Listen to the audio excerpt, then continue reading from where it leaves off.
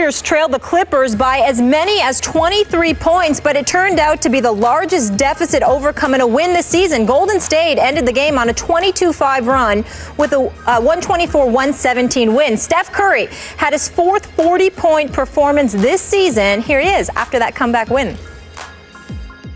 This just shows the resiliency of this team on the road against a good Clippers team, down 23, to never feel like we're out of it, fight our way back, get within one. They go up by 10. You feel like you can get deflated at that point, but we didn't. And just had confidence down the stretch and the maturity that we relied on starting last year and building and growing into this year. 13-0. Stephen A., how crucial was last night's win for the Warriors?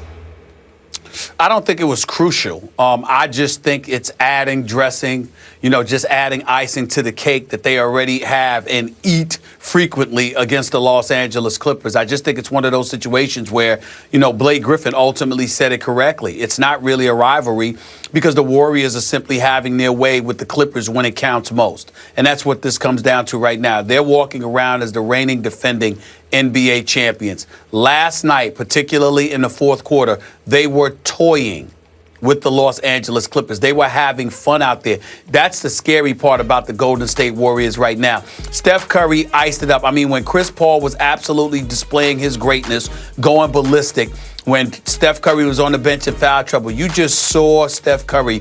You looked in his eyes and you knew that he was going to come out there and he was going to have something to say about the outcome of this game. He was not going to stand around and watch Chris Paul put on this show.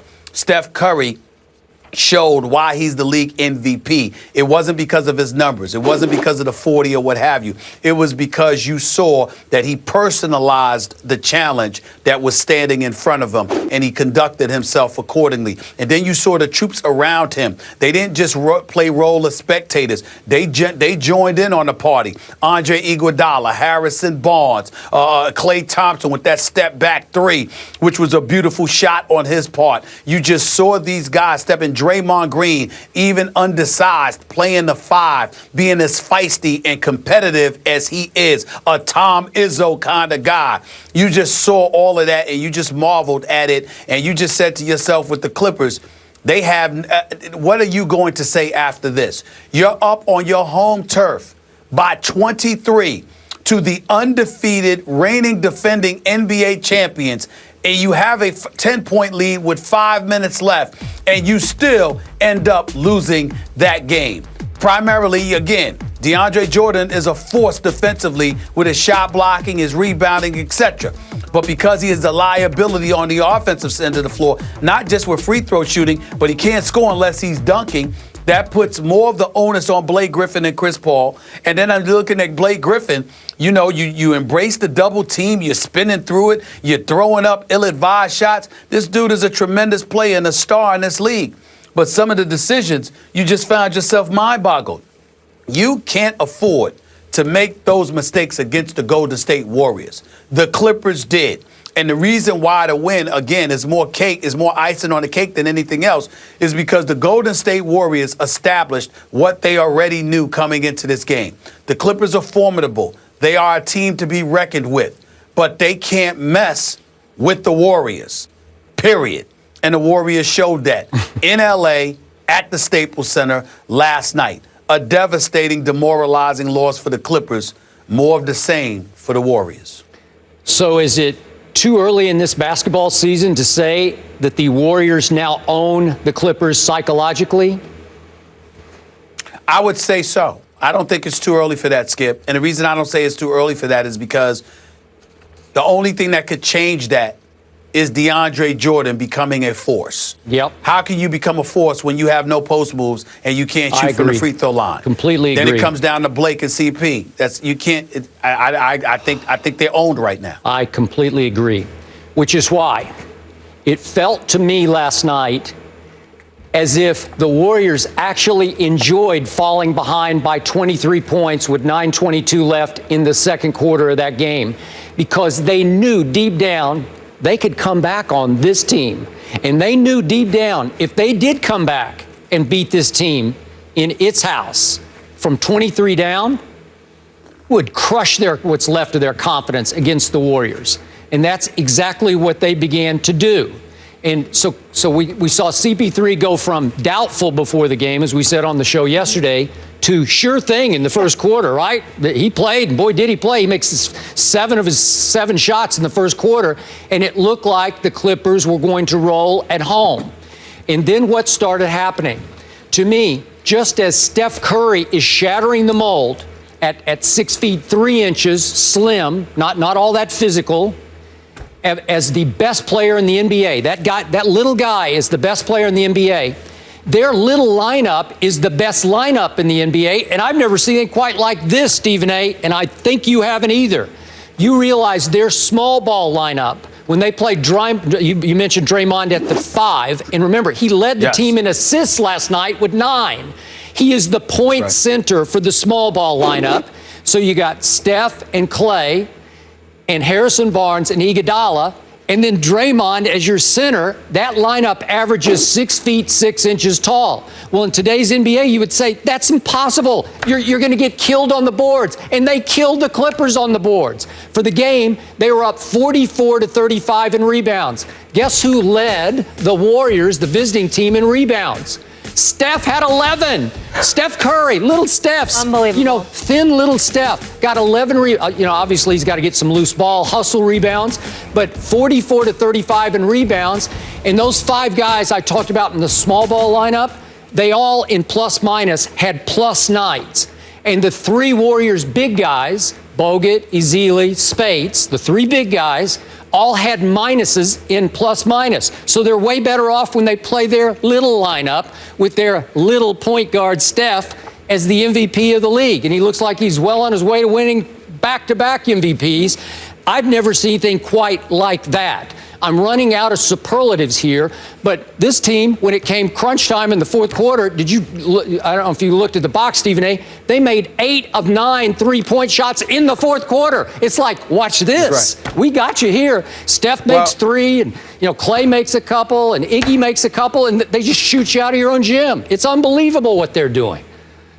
It is unbelievable, but let's break it down. First of all, when you have a presence like Steph Curry, who's the greatest shooter anybody with sense has ever seen in the history of basketball. I agree. You have somebody that you have to monitor. You have to chase him around. You have to guard him off the ball. He's running around screens and picks. He's doing all types of stuff. You've got to contend with that. But then when you have the other shooters around him, keep in mind, Skip, obviously not Andrew Bogut, who only attempted 3 shots and made 1.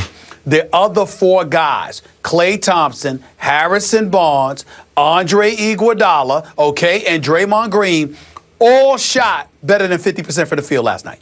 All of them. Every one of them. Klay Thompson had 25 on 6 of 12 shooting and 3 of 5 from three-point range. Harrison Barnes shot 9 of 15 from the field and 3 of 5 from three-point range. Andre Iguodala hit 3 of his 4 shots and both of his 3-pointers. And Draymond Green hit 7 of 9 shots. So this level of marksmanship, now obviously they can shoot a little bit, but what helps is that a lot of their shots are open because of how well Steph Curry balls, not just as a shooter, but as a ball handler. You have to watch him so desperately that he ultimately gets a shot to the open man. And even when Draymond Green or somebody else has an open shot, because all eyes are on Curry, somebody else is open. So when they think that the assists are a little bit deceiving because it ain't that. Look, I can average 10 assists for the Golden State Warriors. Just give it to somebody when you walk past half court and watch them shoot. I mean, it's really that simple with these guys. I mean, they're that good in terms of shooting the basketball. But I think, Skip, where you and I need to really point this out on this show, Skip Bayless, I got to look at Doc Rivers. That's my man. You know how much we love Doc Rivers.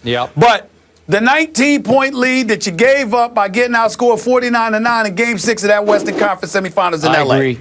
You come back. You're here in the Staples Center. You got a 23-point lead against the reigning defending NBA champions who are undefeated.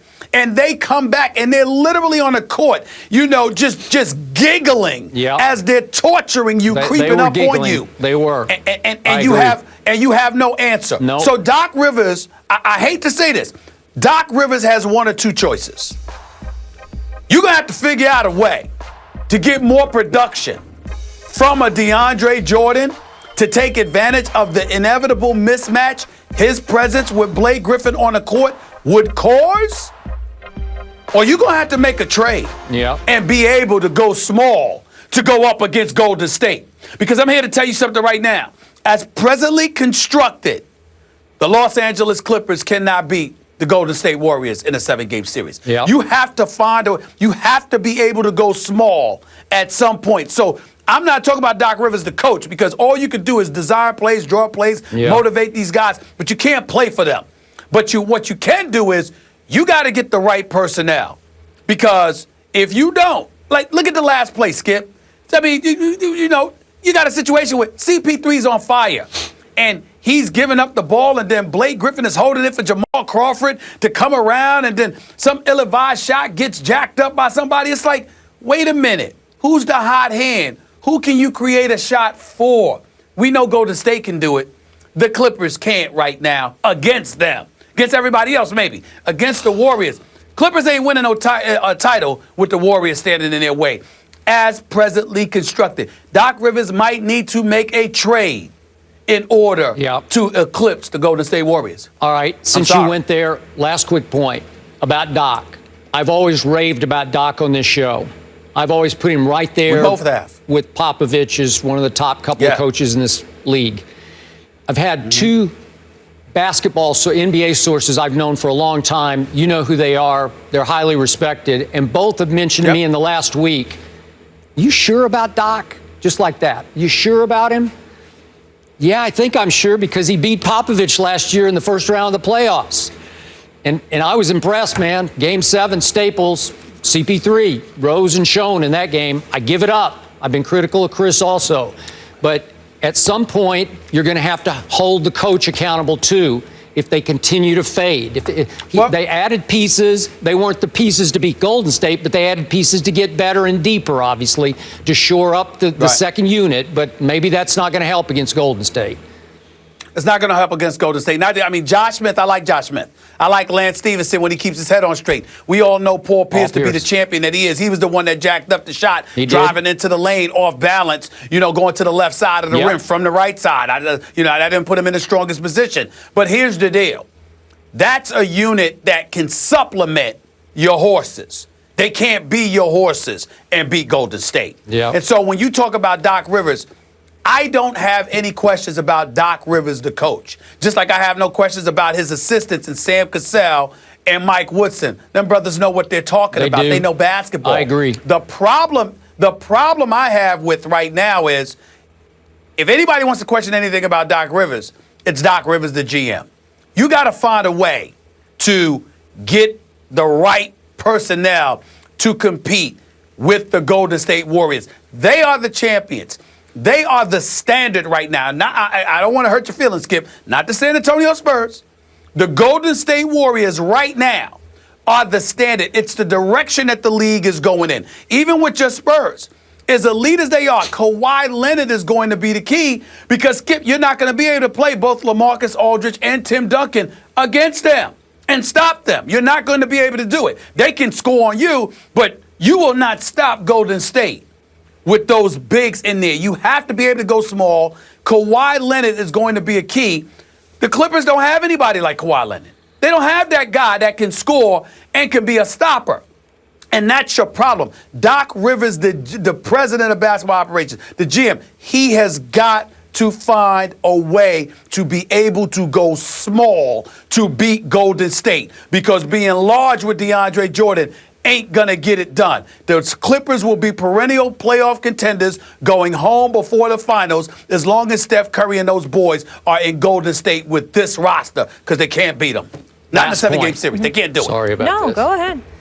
My Spurs beat Golden State at Golden State early last year, and they beat them late in San Antonio when Golden State was flying highest. I'm sticking with my Spurs. All right. I hear what you're saying. I'm saying they're the kryptonite. Okay. Speaking of that golden standard and that 13-0 tear, that hasn't happened in over a decade. The last time was 13 years ago. It was the Dallas Mavericks. So again, just to put in perspective what they're doing. And the Packers were on a ridiculous tear, 6-0, and now they've dropped 3 straight. Lately, that bad man has been just bad, not in a good way. Well, that changed this weekend. The Vikings and Packers duke it out.